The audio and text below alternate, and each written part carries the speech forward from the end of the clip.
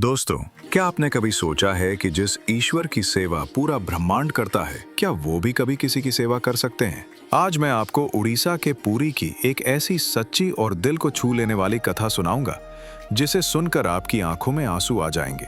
ये कहानी एक ऐसी वृद्ध मैया की है, जिसने भगवान जगन्नाथ को पत्थर की मूर्ति नहीं, बल्कि अपना सगा पुत्र माना था। और उस पुत्र ने भी अपनी मैया के लिए वो किया जो दुनिया के इतिहास में कभी नहीं हुआ। तैयार हो जाइए प्रेम और भक्ति के इस अद्भुत सफर के लिए। उड़ीसा के एक प्रांत में एक बूढ़ी मैया रहती थी। उनका इस दुनिया में कोई नहीं था सिवाय उनके नील माधव के। वो रोज जगन्नाथ जी के मंदिर जाती और बड़े लाड से कहती, अरे लाला, जब तक मेरा बेटा भोग नहीं लगाएगा तब तक ये मैया भी अन्न का दाना ग्रहण नहीं करेगी। हमारे प्यारे जगन्नाथ जी भी मैया के इस निस्वार्थ भाव से इतने प्रसन्न रहते थे कि वो साक्षात उनके प्रेम को स्वीकार करते थे। लेकिन समय का चक्र घूमा और एक दिन वृद्ध मैया किसी गंभीर रोग से बीमार पड़ गईं। वो बिस्तर से उठ भी नहीं पा रही थी। गांव के लोग उनकी सेवा करना चाहते थे, लेकिन मैया सबको भगा देती। वो बस एक ही बात कहती, तुम सब जाओ, मुझे किसी की सेवा नहीं चाहिए। मेरा पुत्र आएगा, मेरा लाला आएगा और मेरी सेवा करेगा। लोग हंसते थे, मैया का तो कोई पुत्र है ही नहीं, फिर कौन आएगा? लेकिन उधर वैकुंठ में जगन्नाथ जी व्याकुल हो गए। भगवान ने सोचा, मेरी मैया इतने वर्षों से मुझे पुत्र मानकर मेरी सेवा कर रही है, आज वो संकट में है तो मुझे जाना ही होगा।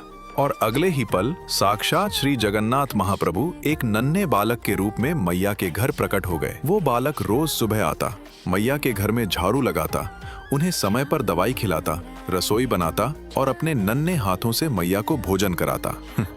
उधर बलभद्र जी ने जब देखा कि लाला रोज सुबह सुबह कहाँ गायब हो जाता है, तो उन्हें सच का पता चला। उनकी आंखों में आंसू आ गए। उन्होंने सुभद्रा जी से कहा, पूरा विश्व जिसकी सेवा करता है, वो खुद अपने भक्त की सेवा कर रहा है। धन्य है वो भक्त। अगली सुबह जब जगन्नाथ जी मैया के घर पहुंचे तो देखा कि बलभद्र और सुभद्रा पहले से ही छोटे बालक बालिका बनकर सेवा में जुटे हैं। सुभद्रा जी प्रसाद पका रही थीं और बलभद्र जी झाड़ू लगा रहे थे।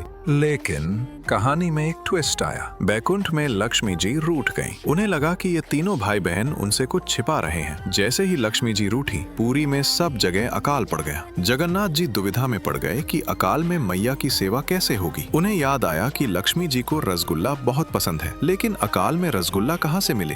तभी वह अपने सखा गोपाल के घर गए और उससे रसगुल्ले बनवाकर लक्ष्मी जी को मनाने पहुंचे।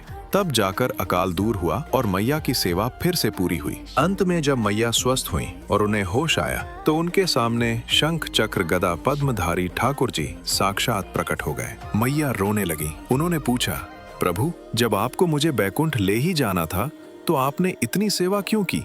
आप तो एक पल में मेरा कष्ट दूर कर सकते थे। भगवान ने मुस्कुराकर कहा, मैया, प्रारब्ध सबको भोगना पड़ता है। अगर मैं तुम्हारा कष्ट हरण कर लेता तो तुम्हें दोबारा इस मृत्यु लोक में जन्म लेना पड़ता। और मैं नहीं चाहता कि मेरी प्यारी मैया मुझसे दूर रहे। मैं चाहता हूँ कि तुम हमेशा के लिए मेरे पास धाम चलो। दोस्तों, ये कथा हमें सिखाती है कि भगवान मंत्रों से नहीं, मन के भाव से मिलते हैं। अगर आपको यह कहानी अच्छी लगी हो तो वीडियो को लाइक करें और सब्सक्राइब बटन दबाना न भूलें। कमेंट में लिखें, जय जगन्नाथ।